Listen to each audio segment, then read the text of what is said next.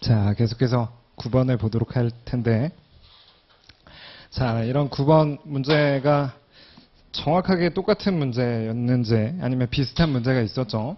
그래서 초과 여가소득 모형이고, 여가소득 모형은 항상 나오기 때문에 잘 빠르게 정확하게 풀어야 되는데, 그 중에서도 이제 초과 수당과 관련된 거, 초과 임금과 관련된 문제죠. 그래서 이제 똑같이 항상 대부분의 경우 콥더글라스 효용함수를 주기 때문에 이거 빨리 푸는 테크닉은 어떻게 푼다고 했었죠?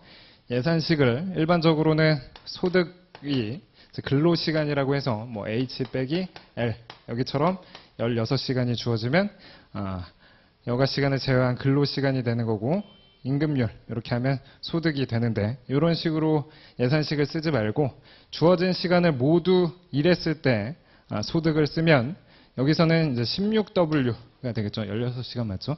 16W 혹은 뭐 HW 혹은 24W 이런 식으로 쓰고 좌변에다가 M 플러스 WL 이렇게 표현하면 각각 이제 소득은 소비가 되겠죠. 보통의 경우 소비의 가격이 1로 상정하기 때문에 소득은 소비가 돼서 이런 식으로 쓰면 우리가 늘상 쓰는 테크닉을 그대로 쓸 수가 있겠죠. 그래서 전체 소득이 16W인데 그 중에 절반만큼을 여가에 투입해서 8W를 여가에 지출하는데 여가의 가격이 W이기 때문에 8시간을 소비한다. 이런 식으로 찾으면 빨리 풀 수 있다고 했었죠. 근데 여기서는 이제 초과 수당 혹은 초과 임금과 관련된 거예요. 그래서 8시간까지는 임금률이 10인데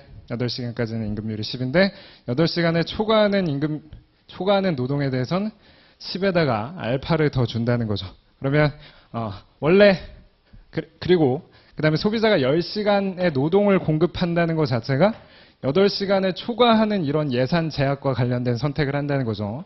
그래서 예산선을 사실 그려보면 여기가 최대 16시간이 되는데 그 중에 일반적으로는 이렇게 해서 16W라고 표현되는 예산선이 그려질 텐데 지금 W가 10으로 주어진 상황에서 원래는 160 근데 8시간을 초과하는 상황에 대해서는 수당을 더 줘서 이 경제주체가 직면하는 예산선은 이런 노란색의 형태가 되는 거죠. 근데 어찌됐든 지금 최적의 선택은 여기 즉 10시간을 일한다는 거죠. 10시간을 일한다는 것 자체가 6시간을 여가에 소비하고 10시간을 일한다는 건데 자, 그럼 그건 어떻게 쓰냐? 일단은 식을 똑같이 써야 돼요. 자, 식을 쓰면 이 상황 하에서 이 초과 근로와 관련된 예산식을 쓰면 어떻게 되나요? 최대 일했을 때 16 곱하기 10은 당연히 어떻게 써야 돼요? 8시간은 임금을 10만큼 주고 그 다음에 추가 8시간에 대해서는 10 플러스 알파를 주니까 이게 최대 일했을 때 가용 가능한 임금률이 되는 거예요. 그 다음에 여기 똑같이 이제 W 곱하기 L 플러스 M 이렇게 쓰는 건데 이게 L이 여가고 여가의 가격이 임금률인데 여기서 이쪽 예산식만 보는 거예요, 사실은. 그래서 이쪽에서는 기울기 혹은 여가의 기회비용이 10 플러스 알파가 되겠죠. 자, 그러면 계산 테크닉을 쓰면 이 전체 소득 그러면 어떻게 돼요? 160, 80, 80이니까 160 플러스 8 알파가 전체 소득이고 그 중에 절반만큼을 왜? 여기 콥더글라스 효용함수에 2분의 1이라는 지수가 있으니까 이 소득의 절반 80 플러스 4 알파만큼을 어디에 지출하냐? 여가에 지출하고 그 다음에 여가의 가격이 이게 10 플러스 알파가 되는 거죠. 그럼 이 값이 정확하게 어떻게 되는 거예요? 여가 소비량이 얼마가 되는 거예요? 10시간이 아니고 16시간 중에 10시간 노동 공급한다는 건 여가 소비량이 6시간이라는 거죠. 그래서 이 방정식을 풀면 알파를 빨리 찾을 수가 있어요. 자, 그러면 60 플러스 6 알파가 80 플러스 4 알파가 되니까 어떻게 돼요? 20은 2 알파에서 알파는 10이 된다. 그래서 정답은 3번. 여러분들 푸는 방식이 있으면 그렇게 풀어도 되지만 이게 이제 빨리 푸는 방법과 관련된 테크닉이에요. 자, 그래서 9번을 풀었고 그 다음에 10번을 봅시다.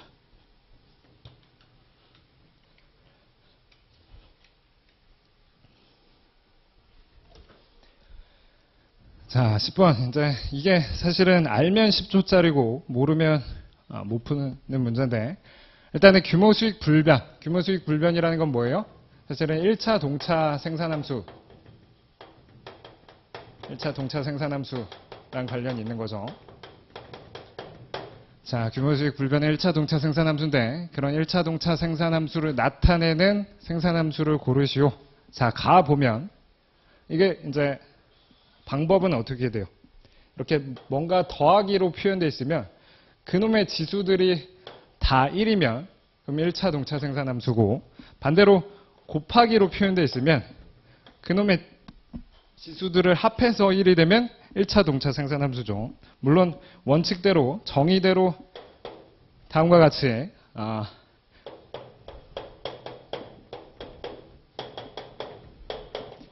이게 성립하는가를 체크할 수도 있지만, 이렇게 하려면 밑도 끝도 없이 시간이 많이 걸리니까 이런 방식을 이용하면 좋은데, 자 봅시다. 알파는 1과 0 사이의 값이요. 그럼 이건 지금 더하기로 표현되어 있는데 얘네들이 그럼 1보다 작은 상황이겠죠. 그럼 더하기로 표현될 때 1일 때 1차 동차 생산함수니까 얘는 1차보다 작은 거.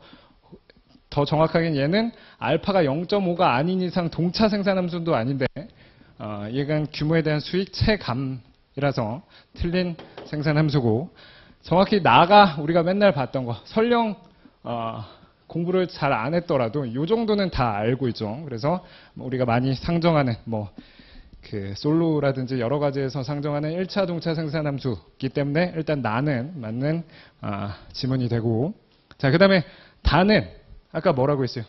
이렇게 더하기로 표현되는 거 1승 1승이면 1차 동차인데, 만약에 이 루트가 없어서 그냥 이렇게만 표현되어 있으면 1차 동차인데 거기다 루트를 씌웠다는 건 뭔가 줄여주는 역할을 하는 거죠. 그래서 얘도 사실은 2분의 1차 동차 혹은 규모에 대한 수익 체감이에요. 그래서 다도 아니기 때문에 라가 설령 나만 정확하게 알고 가다가 틀렸으면 라는 맞는지 안 맞는지를 모르더라도 나라 해가지고 4번을 답으로 체크할 수 있었겠죠. 자, 얘는 이 가로가 없었으면 사실은 뭐예요? 2분의 1승, 2분의 1승 이기 때문에 2분의 1차 동차인데 2분의 1차 동차에다 제곱을 씌웠기 때문에 얘가 이제 1차 동차 생산함수예요. 자, 그래서 10번에는 알면 10초짜리 모르면 못 푸는 문제였겠죠. 자, 그 다음에 11번 문제인데, 자, 이 11번 문제는 사실 제 작년 해설 강의 때 7번, 작년 7번인가요? 제가 해설을 하면서 다음과 같이 함정을 낼 수 있다라고 설명한 게 그대로 나와서 좀 기쁘긴 한데, 이거는 이제 함정이에요. 즉 일반적으로는 어떻게 풀어요? 다공장 독점에서 비용함수를 구할 때 MC1과 MC2가 같아야 된다는 조건과 그 다음에 1공장과 2공장이 합해서 목표하고자 하는 생산량, 이 두 가지를 연립해서 푸는 거죠.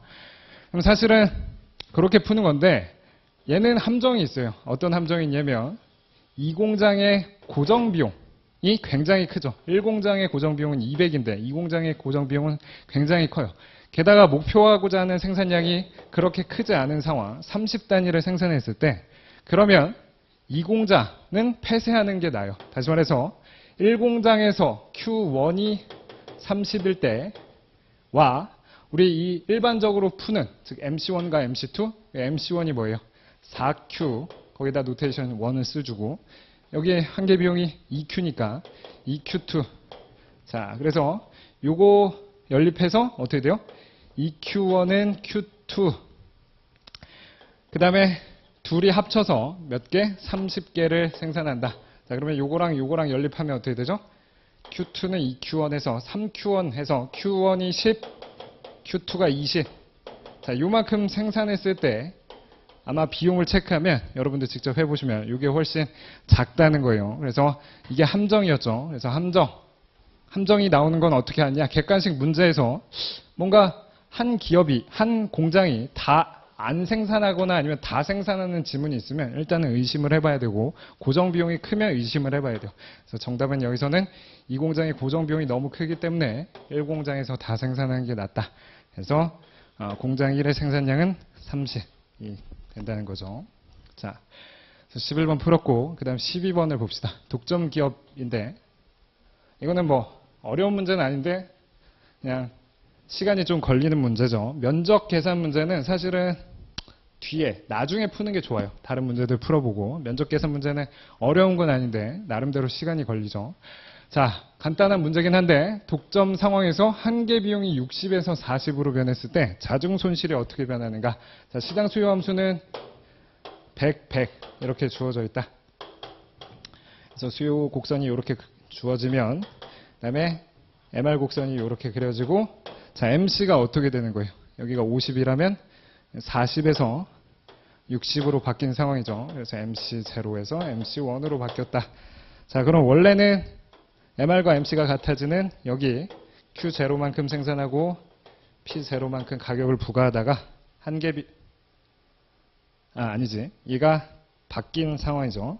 원래는 높은 한계 비용, 60의 한계 비용이 있었기 때문에 MR과 MC가 같아지는 여기서 Q0만큼 생산하고 그다음에 P0의 가격을 부과했었는데 이제 한계 비용이 낮아지면서 비용이 낮아지니까 생산량을 늘리고 그다음에 가격을 조금 낮춰주는 이 형태가 되겠죠. 자, 그럼 원래 자중 손실은 어떻게 돼요? 원래는 자중 손실이 이 빨간색 면적이었는데 바뀐 자중 손실은 이 노란색 면적이 되겠죠. 오히려 커진 상황을 볼 수 있는데 자, 간단하게 수치를 찾아보면 어떻게 돼요? MR은 100-2Q고 MC가 처음에 60이었으니까 초기 Q0는 얼마가 되는 거죠? 40해서 20이 되겠죠. 그래서 Q0는 20, 그러면 P0는 80이다가 그 다음에 MC가 60에서 40으로 바뀐 상황에서 Q1은 30에서 바뀐 생산량은 30, 그 다음에 가격은 70이 되겠네요. 자, 그러면 어떻게 돼요? 원래 자중 손실은 여기 높이가 60이었으니까 여기 20. 그 다음에 사실은 여기는 계산할 필요도 없죠. 요 수요 곡선의 기울기가 1이니까 얘가 20이면 얘가 20이겠죠. 그래서 20 곱하기 20 곱하기 2분의 1이 원래 자중 손실. 그 다음에 바뀐 자중 손실은 여기가 얼마가 돼요? P1은 70이고 한계 비용은 40이니까 30. 그래서 30 곱하기 30 곱하기 2분의 1. 그도 그럴 것이 자중 손실은 가격이 한계 비용보다 얼마나 높은가. 가격과 한계 비용이 같으면 효율적이고 자중 손실이 없는데 가격이 한계 비용보다 큰 상황이기 때문에 P 빼기 MC, 그래서 20 곱하기 20 곱하기 2분의 1, 그거는 얼마예요? 200이 되고 30 곱하기 30 곱하기 2분의 1은 얼마죠? 450인가요? 자, 그러면 자중 손실이 250만큼 증가한다. 5번이 답이겠네요. 자, 그 다음에 13번인데 13번은 응용이 됐긴 했는데 오히려 쉽게 응용이 되죠. 그래서 거의 기출을 조금씩 응용한 거, 조금 변형시킨 거에 불과하죠. 대부분이. 자, 그래서 이제 13번은 오히려 예전 문제가 더 어려웠고 이 문제는 쉬운데 자, 봅시다. 내시균형이 한 개만 존재할 때 A의 범위를 구하시오. 여기 A를 하나만 주어져 있고 나머지 숫자들은 다 채워져 있어요. 자, 그러면 A는 누구와 관련된 보수냐면 경기자 1과 관련된 보수기 때문에 일단 경기자 2의 보수는 다 체크되어 있기 때문에 경기자 2의 행동부터 살펴봅시다. 자, 경기자 1이 A를 했을 때 경기자 2는 A를 하는 것보다 B를 하는 게 좋네요. 여기다 체크하고 경기자 1이 B를 했을 때 경기자 2는 A를 하든 B를 하든 상관이 없이 두 개 동일하네요. 그럼 두 개 다 이렇게 체크를 할 수 있어요. 자, 그 다음에 여기는 비교할 수가 있겠죠. 다시 말해서 경기자 2가 B를 할 때는 경기자 1 입장에서는 B 하는 것보다 A 하는 게 좋으니까 얘가 일단은 내시균형으로 체크가 됐어요. 자, 그러면 이제 내시균형이 한 개만 존재해야 되는 상황에서의 A 값의 범위를 물어봤죠. 자, 그럼 경기자 2가 A를 한다고 했을 때 경기자 1 입장에서는 뭘 하면 안 돼요? 얘를 하면 안 되고 얘를 해야 된다는 거죠. 그래서 A가 6보다 커야지만 A가 6 이하가 되면 두 개 다 체크돼서 이 놈도 내시균형이 되니까 A가 6보다 커야 된다. 답은 5번이 되겠네요. 자, 그 다음에 이제 14번. 역시 에즈워스 상자에서 계약 곡선을 묻는 문제가 거의 매년 출제되는데 이번 상황에서는 조금 특이한 건 아니죠. 기존에 출제되지 않았던 완전 대체제 효용함수, 두 사람 모두 완전 대체제 효용함수를 가지고 있을 때 계약 곡선을 보는 거예요. 자, 일단 직관적으로 먼저 푸는 방법을 보면 흐릿하긴 한데 자, 소비자 1의 효용함수는 어떻게 돼요? x1 플러스 2y1이고 소비자 2의 효용함수는 2x2 플러스 y2다. 자, 그러면 소비자 1의 MRS XY가 있고 소비자 2의 MRS XY가 있을 텐데 소비자 1은 MUY2, MUX1이니까 2분의 1. 그 다음에 소비자 2는 MUY1, MUX2니까 MUY분의 MUX가 2가 되겠네요. 자, 그러면 이제 MRS가 고정된 이런 완전 대체 효용함수를 바탕으로 상대적으로 XJ를 좋아하는 애는 누구냐? 2죠. 2가 XJ를 상대적으로 좋아해. 그럼 뭔가 계약곡선이라는 건 효율적으로 자원을, 재화를 배분하는 상황이기 때문에 여기서 XJ를 상대적으로 좋아하는 애가 소비자 2니까 소비자 2에게 XJ를 다 주는 경우 이 에즈워스 상자에서 XJ를 소비자 2에게 다 준다. 그러면 어떤 평면인가요? 에즈워스 상자가 이렇게 그려졌을 때 여기는 각각 원점이고 모든 XJ를 2한테 주는 건 이쪽과 관련된 거죠. 이쪽과 관련된 게 재화 XJ를 이 소비자 2가 다 갖고 있는 상황이기 때문에 일단 거기에 관련된 부분이 여기고 반대로 YJ 같은 경우는 상대적으로 소비자 1이 좋아하기 때문에 1이 전부 갖고 있는 거 1이 YJ를 전부 갖고 있다는 건 이쪽 관련돼 있겠죠. 그래서 이렇게 찾으면 된다. 물론 여러분들이 뭘 그려서 찾을 수도 있냐면 임의의 한 점을 잡아가지고 예를 들어서 이런 점을 지나가는 소비자 1의 무차별 곡선을 그려보면 어떻게 돼요? 기울기가 2분의 1이니까 이런 점에서 2분의 1로 이렇게 그려지고 이게 소비자 1. 그다음 소비자 2의 무차별 곡선의 기울기는 2이기 때문에 2는 어떻게 돼요? 더 가파르게 그려지겠죠. 그래서 이런 식으로 그려지면 가장 최적은 노란색을 기준으로 빨간색을 가장 바깥쪽으로 하는 점, 요 점이라든지 아니면 빨간색을 바탕으로 노란색을 가장 바깥쪽으로 하는 점, 요 점이라든지 이런 점이라는 걸 그래프로 그려서도 확인할 수 있고 아까 설명했던 직관으로도 체크할 수 있겠죠. 그래서 14번은 머리를 쓰는 문제긴 한데 뭐 크게 어렵다거나 아니면 시간이 오래 걸리는 문제는 아니었죠.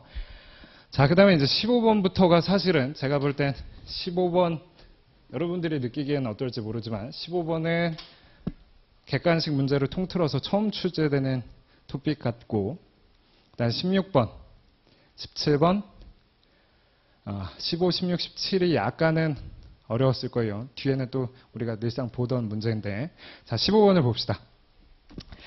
독점적 경쟁시장은 항상 말 문제가 나와요. 말 문제가 나왔었는데 처음으로 제가 알기로는 처음으로 이렇게 수치적인 문제가 나왔죠. 자, 독점적 경쟁시장의 장기 균형과 관련된 거. 이건 말로는 기억을 해둬야 되는데 자, 독점적 경쟁시장이다. 자, 그러면 어떤 측면에선 독점적인 측면도 있고 어떤 측면에선 경쟁적인 측면도 있다. 어떤 측면이죠? 제품이 차별화되어 있기 때문에 자신의 수요가 우하향한다. 혹은 가격 설정력이 있다. 그 얘기는 이윤 극대화 조건이 MR과 MC, MR 이퀄 MC, 이윤 극대화 조건을 이렇게 쓸 수 있다는 거고 그 다음에 경쟁적인 측면은 뭐냐? 진입장벽이 없기 때문에 장기적으로는 이윤이 없는, 즉 가격과 평균 비용이 같아지는 거. 자, 이게 이제 독점적 경쟁 시장의 장기 균형과 관련된 두 가지 조건. 이걸 말로 많이 분석을 했을 텐데 이 식을 이제 이용해서 수리적으로 풀면 돼요. 자, 한번 풀어봅시다. 자, 개별 수요 함수가 다음과 같이 주어져 있대요. 자, 그러면 이걸 P에 대해서 정리하면 어떻게 되죠? P는 n-100 빼기 Q예요. 그래서 P n-100 빼기 Q. 여기 올리면 안 되지. 100 빼기 Q가 에버리지 코스트랑 같대요. 에버리지 코스트는 뭐예요? 총 비용을 Q로 나눈 거. 그래서 Q 플러스 Q분의 2. 자, 얘가 첫 번째 조건이에요. 자, 두 번째 조건은 뭐예요? MR. 역시 P에 대해서 정리한 요 놈의 기울기만 2배 하면 되겠죠. 그래서 MR은 N분의 100 빼기 2Q고 MC는 어떻게 돼요? 2Q. 자, 그래서 요 두 식으로부터 미지수가 N과 Q 두 가지고 식 두 개니까 연립하면 N을 찾을 수가 있겠죠. 자, 나머지는 그냥 연립 방정식일 뿐인데 뭐에 대해서 먼저 풀어볼까요? 자, 밑에가 조금 더 간단해 보이니까 밑에 대해서 풀어봅시다. 즉 n분의 100이 4q니까 그럼 q는 어떻게 돼요? n분의 25네요. 자, 그걸 여기다 집어넣읍시다. 첫 번째 식에다. 자, n분의 100 빼기 n분의 25는 n분의 25 더하기 n분의 25분의 2.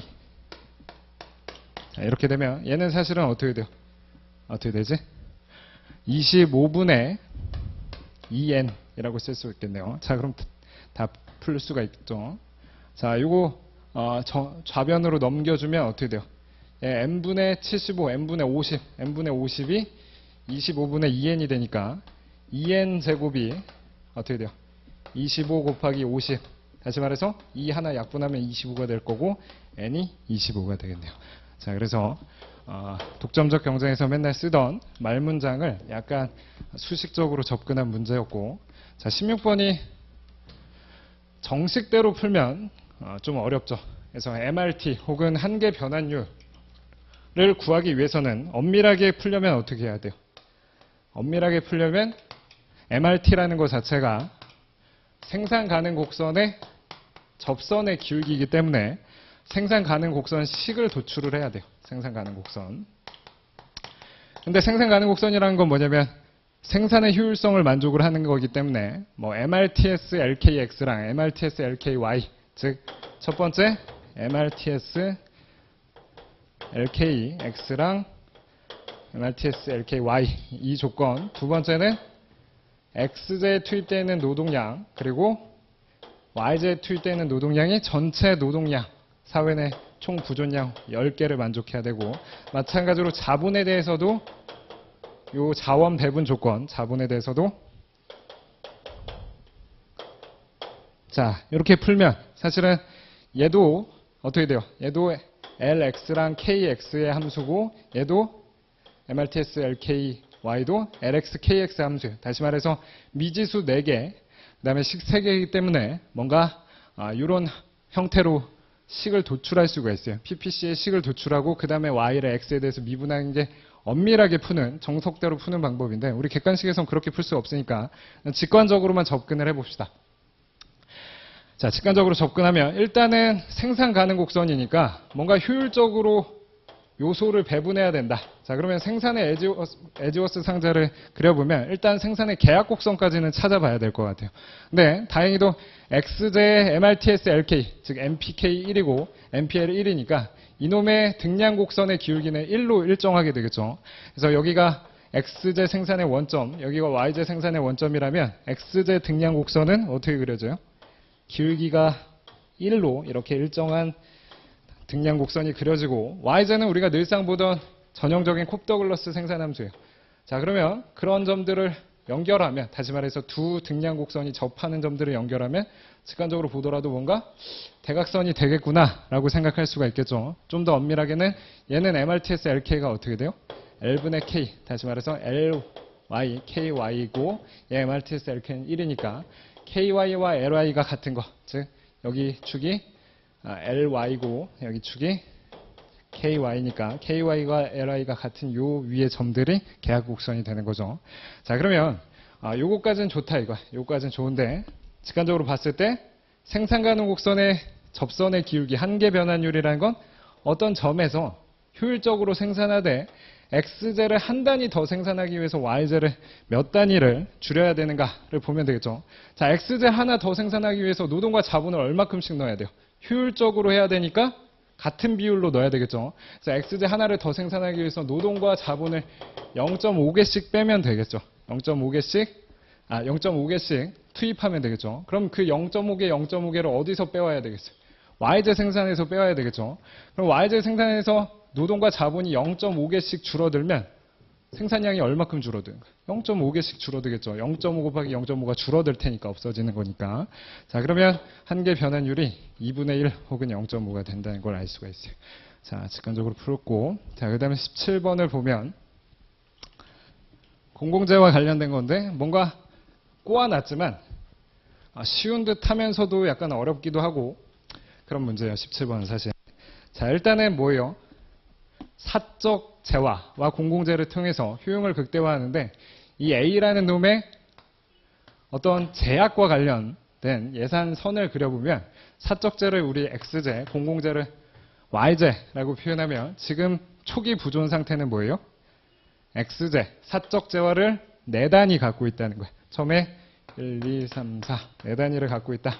자, 근데 공공재 한 단위를 생산하기 위해서는 사적 재화 한 단위가 필요하다. 다시 말해서 사적재 하나를 줄이면 공공재가 하나를 생산할 수 있어서 일종의 이 경제 주체가 직면하는 제약선, 예산선이라고 표현할 수도 있고 제약선은 요 노란색이 되는데 단 거기서 끝나는 게 아니고 뭐라고 돼 있어요? 경제에서는 한 단위의 공공재가 이미 존재한다는 거야.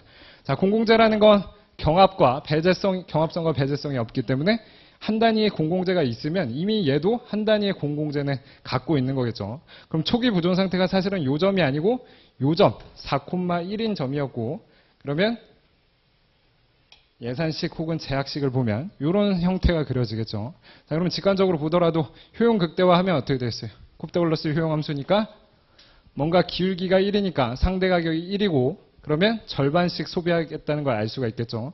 그래서 여기서는 2,2에서 최적 선택을 할 거고 여기서는 2.5, 2.5에서 최적 선택을 하겠죠. 그러면 2.5, 2.5를 최적 선택한다는 것 자체가 공공재를 2.5개 소비하겠다는 건데 이미 공공재가 한 단위 있기 때문에 나머지 1.5단위를 자기가 공공재를 생산한다는 측면이기 때문에 답은 3번이 되겠네요. 자, 그 다음에 18번을 봅시다. 18번.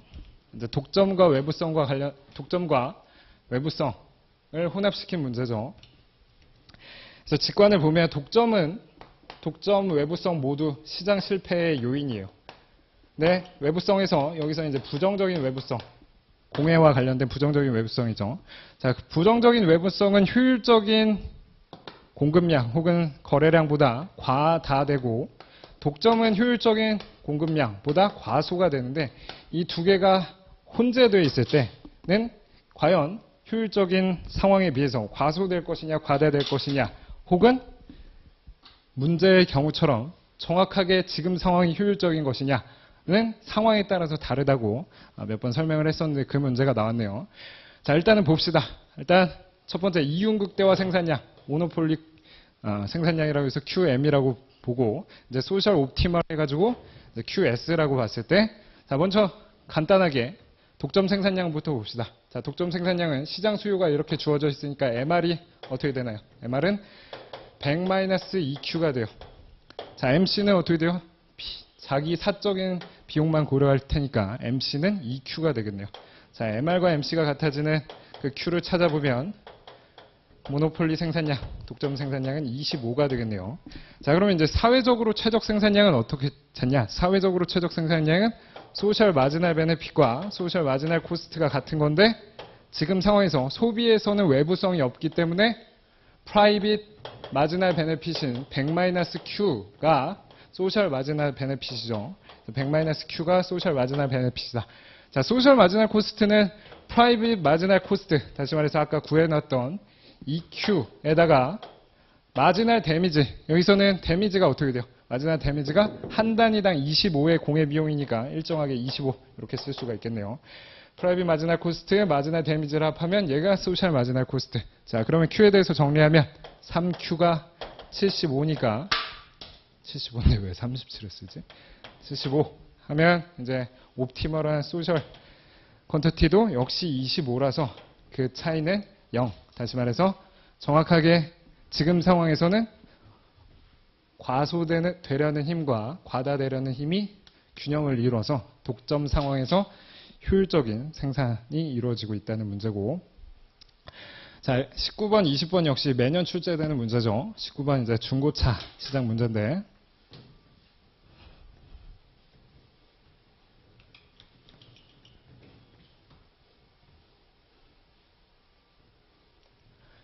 자, 좋은 품질과 나쁜 품질인데, 이것도 좀 응용됐네요. 자, 각각 차지하는 비중은 50%이다. 그리고 이제 지불용의 금액과 willingness to accept. 여기서는 뭐라고 번역했냐면 수용 용의 금액, 최소한 받고자 하는 금액 혹은 수용 용의 금액이 다음 표와 같다. 자, 판매자는 자신이 파는 차의 유형을 알고 있으며 구매자는 알 수도 있고 모를 수도 있는 두 가지 경우를 혼재하고 있죠. 그 다음에 구매자, 판매자 모두 위험 중립적이다. 자, 이 시장에서 구매자가 차 유형을 알 수 있는 경우와 알 수 없는 경우 각각에서 두 유형의 중고차가 모두 거래될 수 있는 것. 그럼 먼저 우리가 늘상 보던 알 수 없는 경우에는 기대값에 따라서 지불하겠죠. 자, 그럼 구매자들은 여기 구매자들이 지불하고자 하는 기대 지불 금액은 어떻게 돼요? 좋은 차의 비중이 50%니까 2분의 1의 확률로 난 좋은 차를 만날 테니까 이만큼 지불할 용의가 있고 2분의 1의 확률로 나쁜 차를 만날 테니까 이만큼 지불할 용의가 있다. 자, 근데 이게 뭐보다 커야 되냐면 좋은 차, 판매자의 최소 받고자 하는 금액보다 커야지만 정보가 비대칭적인 경우더라도 두 차 모두 거래가 일어난다는 거죠. 자, 이 식을 풀면 어떻게 되나요? 400 넘기면 600이고 그러면 A는 1200이 되겠네. 그래서 A는 1200보다 커야 가능한 거니까 이 세 가지 중에 하나가 되겠죠. 자, 그러면 이제 B와 관련된 걸 볼 건데 B는 이제 정보가 완전한 경우에도 두 재화 모두 거래가 일어나야 되니까 B가 더 찾기가 쉽겠죠. 그래서 이 부등식, 즉 살려고 하는 놈이 지불하고자 하는 금액이 팔려고 하는 놈이 최소한 받고자 하는 금액보다 커야만 거래가 일어날 테니까 B는 800보다 작아야 된다는 거예요. 자, 그러면 정답은 3번으로 어렵지 않게 풀었을 거예요. 자, 그 다음에 이제 20번 마지막 리카도 모형과 관련된 문제인데, 자, 이것도 크게 어렵진 않았죠. 예전 기출에 비해선. 자, 동일한 노동량을 보유하고 있는 두 국가 A, B는 유일한 생산 요소, 리카도기 때문에 노동만 생산 요소로 상정을 하죠. 그 다음에 리카도 모형에서 항상 생산 가능 곡선, 직선, 다시 말해서 그 X제 기회 비용이 일정한 상황이죠. 자국은 교역의 이득에 있는 경우에만 자국의 비교 우위가 있는 재화의 생산에 완전 특화하는, 사실은 이 문장이 들어갔기 때문에 문제를 풀 수 있는 건데, 상대국과 교역한다. 자, 다음 표는 이에 따른 두 국가의 생산조합과 교역 후 소비조합. 이건 이제 교역하고 나서 생산점과 소비점을 나타내는 거죠. 기존에는 어떤 점인지는 몰라. 그래서 다시 한번 살펴보면 여기 생산 가능 곡선을 그려보면 A국과 B국이 있을 때 A국은 어떤 점을 생산했냐면 X제를 100개를 생산했다는 거야. 그리고 반대로 B국은 Y제를 100개를 생산했다는 거죠. 자, 근데 소비점은 어디가 된다는 거예요? 소비점은 80,20. 그래서 여기 80, 20이라고 표현하면 이 점이 소비점이 된다는 거예요. 그래서 이만큼 생산해서 이만큼 교역을 했다는 거죠. 그러면 교역 조건은 어떻게 돼요? X제 20개 줘서 Y제 20개 받아왔고, 얘도 마찬가지로 Y제 20개 줘서 X제 20개 받아온 거죠. Y제 20개 줘서 X제 20개 받아왔으니까 교역 조건은 1이다. 자, 그래서 교역 조건은 X제 한 단위와 Y제 한 단위 1. 그래서 다가 맞으니까 이렇게 될 거고, 그 다음에 이제 가나를 체크해 보면 되는데, 자, X제 수량을 가로축에 놓을 때, 늘상 놓는 X제를 가로축에 놓을 때, 생산 가능 곡선의 기울기. 자, 여기서 사실 생산 가능 곡선의 기울기는 잘 몰라요. 근데 일단은 비교 우위가 있는 재화의 특화 생산했다는 것 자체가 A국에서 여기를 생산했고, B국에서 여기를 생산했는데, 생산 가능 곡선은 이건 아니죠. 요거는 교역 조건이고, 생산 가능 곡선을 그려보면 사실은 얘는 더 완만할 거고 얘는 더 가파를 거예요. 다시 말해서 교역 이전의 PPC와 관련된 교역 이전의 상대 가격 혹은 교역 이전의 PPC의 기울기인 MRT 같은 경우는 1보다 클 거예요. 1보다 여기선 작을 거고, 다시 말해서 PY분의 PX 혹은 MRT, 교역 이전은 이 두 개가 같겠죠. 자, A국과 B국이 있을 때 1을 기준으로 어떻게 돼요? 요런 등식이 성립하는 거죠. 그래서 교역 조건이 두 국가의 MRT 사이에서 결정되면 두 국가 모두 이득을 얻는다. 직관적으로 보더라도 이건 X제의 상대 가격이니까 A국은 X제를 싸게 생산해. 싸게 생산하는 걸 수출할 거고 비싼 거를 수입하겠죠. 그래서 여기 X제를 싸게 생산하기 때문에 X제의 비교 우위가 있고 X제를 수출하는 거죠. 자, 그럼 보면 X제 수량을 가로축에 놓을 때 생산 가능 곡선의 기울기가 절대값은 A국이 B국보다 큰 게 아니고 작다. 그래서 가가 틀렸기 때문에 가는 틀렸고, 자, 나를 봅시다. B국은 X제 생산에 절대 우위가 있다. 자, 여기서는 어때요? 지금 굳이 제대로 보지 않더라도 B국의 생산 가능 곡선과 A국의 생산 가능 곡선을 봤을 때 A국은 최대 100개 생산할 수 있었는데 B국은 100개보다 훨씬 적게 생산하겠죠. 그래서 직관적으로 보더라도 그래프로 보더라도 틀린 지문이고, 그 다음에 절대 우위가 여기서 봤을 때는 A국이 X제, 오케이, 그렇게 풀 수밖에 없겠네요. 오케이, 자, 그래서 답은 얼마가 돼? 뭐가 돼? 다만 맞으니까 3번이 되겠네요. 자, 시간 관계에서 거시까지 하면 너무 길어질 것 같기 때문에 거시는 제가 필 받으면 유튜브에 혼자 올려드리든지 아니면 기본 강의 때 설명을 하도록 하겠습니다. 수고하셨습니다.